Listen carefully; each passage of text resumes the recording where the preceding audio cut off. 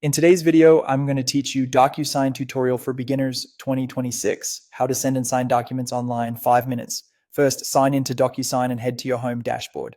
From here, you can start a new envelope in 2 ways. Click Start for a fresh send, or jump into templates if you'd like to reuse a common agreement like an NDA or service contract.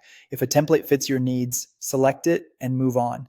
If not, choose Upload to add your own file from your computer or cloud storage. Once your document is in, Docusign will show a preview so you can make sure the pages look right before you proceed. Next, add the people who need to sign. Enter each recipient's name and email address carefully, since this is how they'll receive the signing link. You can also include a short message to give context, such as what the document is and the deadline.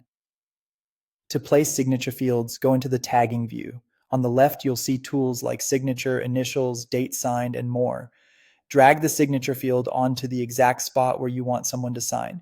If you have multiple recipients, use the recipient dropdown at the top to switch who a field belongs to, and make sure every signer has the right fields assigned to them.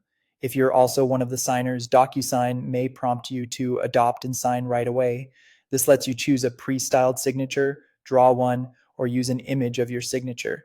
After adopting your signature, click Finish to confirm your part. When everything looks good, review the recipients, confirm your email message, and click Send. DocuSign will deliver secure links to each recipient and track the document for you. Now let's look at the signer experience so you know what they'll see. They'll receive an email from DocuSign. They open it and click Review Document. The first screen asks them to agree to use electronic records and signatures. They check the box and click Continue to proceed. A yellow start tag on the left guides them to the first required field. When they click a signature tag, they can adopt a signature style, draw one, or upload an image.